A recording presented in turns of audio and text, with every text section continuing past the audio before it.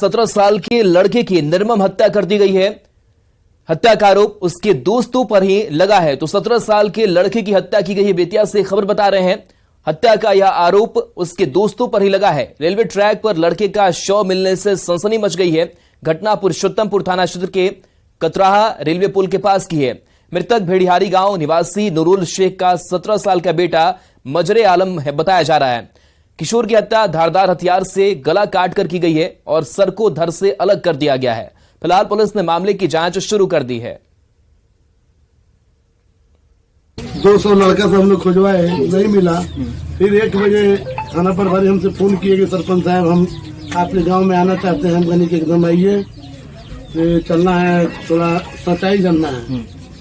तो वहाँ आए तो हम लोग बैठे उठे तो बोले चौधरी जी एक दमदार साहब है कि 10 गो लड़का दीजिए, थोड़ा हम अपना स्तर से खुजवाएंगे। मुड़िया ना मिल लाश मिल गए, मुड़ी ना मिल गए। तो उसके बाद में हम लोग तुरंत मैंने 200-300 लड़का फिर गया वहाँ। जाने के बाद रात में हाँ 12-1 बजे रात। बड़ी खबर बेगूसराय से, जहां 2 पक्षों के बीच पंचायती करना एक शख्स को भारी पड़ गया। पंचायती से नाराज एक पक्ष के लोगों ने पीड़ित की लाठी डंडे और लोहे के सरिया से जमकर पिटाई कर दी, जिससे वो गंभीर रूप से घायल हो गया। घायल शख्स को प्राथमिक उपचार के बाद सदर अस्पताल रेफर कर दिया गया है। घटना छौराही थाना क्षेत्र के एकम्बा पंचायत की है। पीड़ित एकम्बा का रहने वाला अजय साहनी है। पुलिस मामले की जांच कर रही है। प्लान के मुताबिक कल जब हम ब्लॉक परिसर से लौट रहे थे घर के लिए, तो रोड से सटा हुआ ही उसका घर है। एक रैंडम गाड़ी अपने घर के सामने रोड में रोक लिया।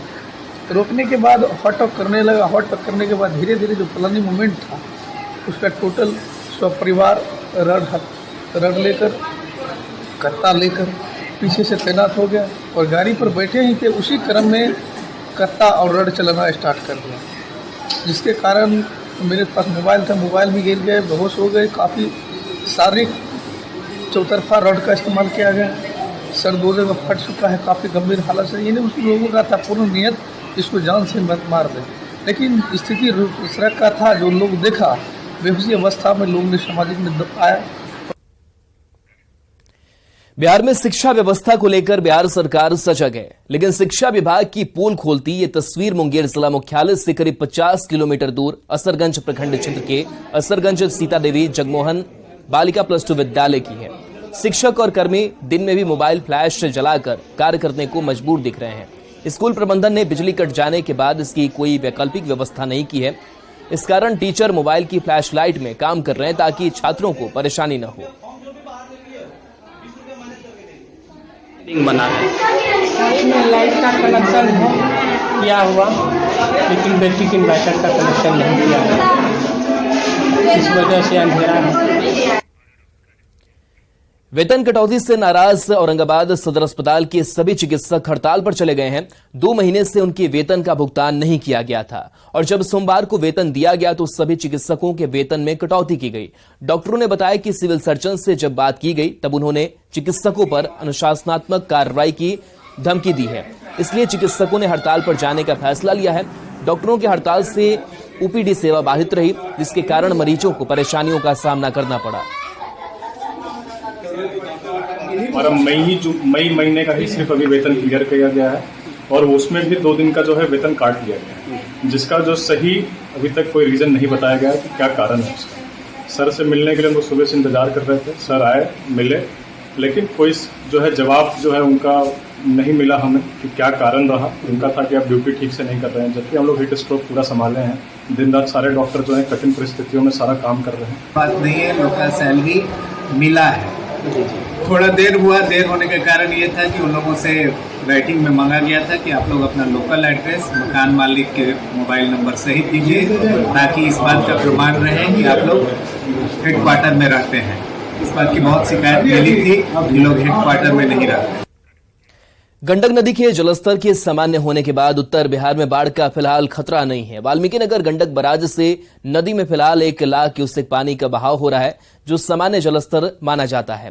नेपाल के तराई क्षेत्रों में फिलहाल बारिश नहीं है, जिसके बाद गंडक बराज पर नदी के जलस्तर में किसी भी तरह की बढ़ोतरी दर्ज नहीं की गई है। गंडक नदी के जलस्तर की जानकारी दे रहे हैं संवाददाता मुन्ना राज। नेपाल के तराई क्षेत्रों में बारिश रुकने के बाद गंडक नदी का जलस्तर भी स्थिर हो गया है और वाल्मीकि नगर गंडक बराज से हम ताज़ा अपडेट की बात करें तो फिलहाल 1,04,000 क्यूसेक पानी का डिस्चार्ज गंडक नदी में हो रहा है, जो सामान्य जलस्तर माना जाता है।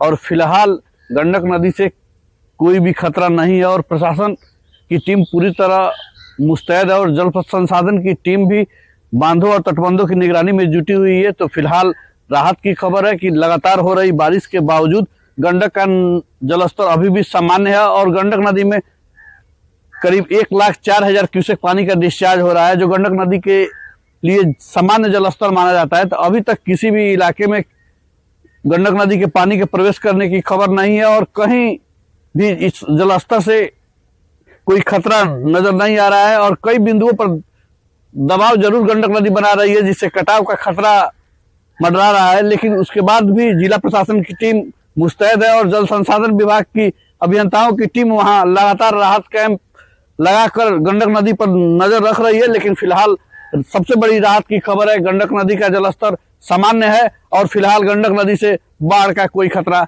नहीं है। मुन्ना राज, न्यूज़ 18, बगहा।